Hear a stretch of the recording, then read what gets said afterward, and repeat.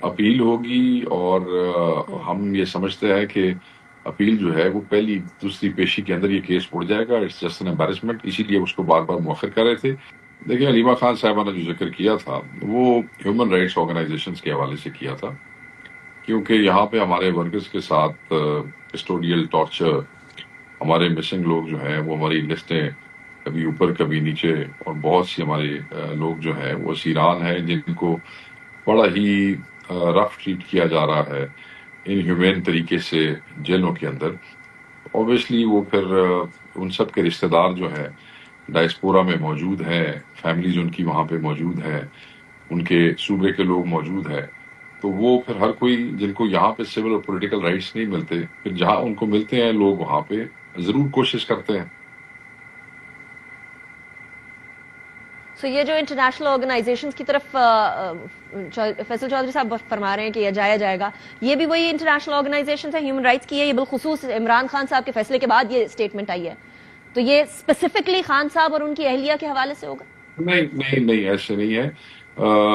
یہ اسٹیٹمنٹ شاید انہوں نے آج دوبارہ کر دی، مگر یہ تو 5-7 دن پہلے سے علیمہ خان صاحبہ جو تھی انہوں نے یہ کیا تھا، اسی کی ایکسٹینشن میں انہوں نے آج کو بات کی ہوگی. کوئی اسپیسیفکلی ایسی کوئی بات نہیں.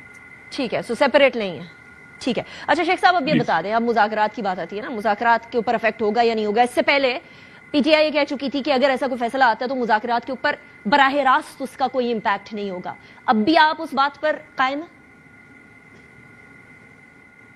دیکھیں، بیڈ ٹیسٹ تو ڈیولپ ہوا ہے. اوبیسلی ہم سمجھتے ہیں کہ جو انہوں نے جعلی کیس بنایا تھا، جو کیس بنتا ہی نہیں تھا، اس میں سزا دینے کے لیے انہوں نے اپنا انڈیو انفلوئنس جو ہے وہ استعمال کیا ہے، جس کی وجہ سے ایک فیصلہ آ کے بھی بار بار مؤخر ہوا، غیر منصفانہ ٹرائل ہوا، 4 جج تبدیل ہوئے.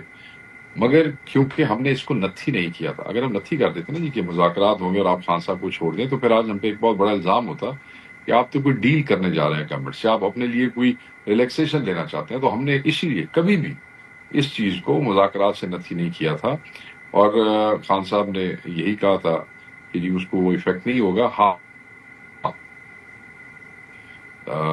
بالکل ایک ماحول اچھا نہیں ہے، اور بیڈ ٹیسٹ میں بار بار لفظ استعمال کرتا ہوں، وہ ضرور ہوگا.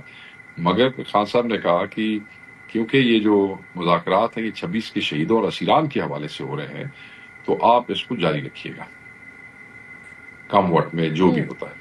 ٹھیک ٹھیک. تو اس پہ لیکن اس وہ حوالے ڈیمانڈ سے کدھر ابھی جائے گی تک شیخ صاحب؟ اب جو وہ ہے والی جو ایگزیکٹو اس آرڈر طرح سے ہے. رہا کر دے عمران خان صاحب کو، کوئی ایک ریلیف دے دیں، وہ ڈیمانڈ اب کدھر کھڑی ہوگی؟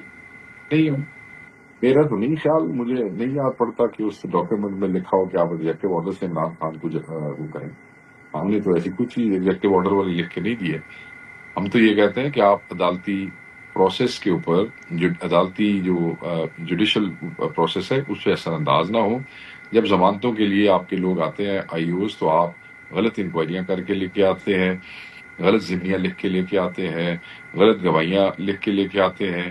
اور ججز کو بھی آپ دیکھیں، ہائی کورٹ کے ججز دیکھیں، اور پنجاب کی 3 ATC کورٹس کے ججز کے خط دیکھیں، 6 ہائی کورٹ والوں کے خط دیکھیں.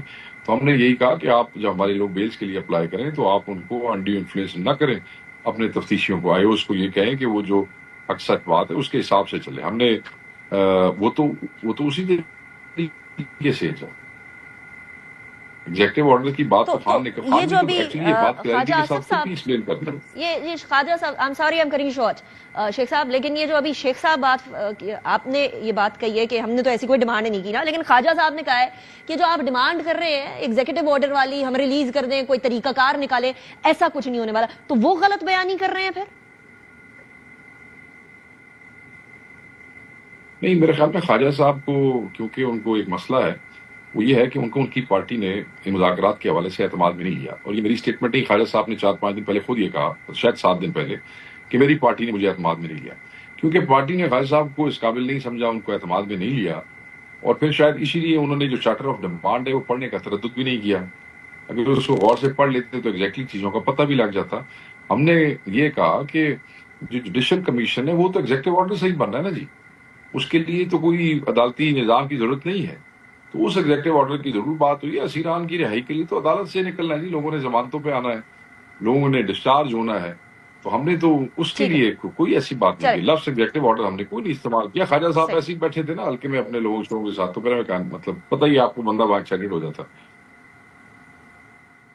انٹرسٹنگ. اچھا لیکن بس یہ بتا دیں شیخ صاحب, 14 سال 7 سال 10 لاکھ روپے جرمانہ 5 لاکھ روپے جرمانہ, what next? P T I کیا کرے گی؟ اپیل ہوگی جی ہائر فورم پہ, اپیل ہوگی, اور ہم یہ سمجھتے ہیں کہ اپیل جو ہے وہ پہلی دوسری پیشی کے اندر یہ کیس اڑ جائے گا. اٹس جسٹ این امبیرسمنٹ, اسی لیے اس کو بار بار مؤخر کر رہے تھے.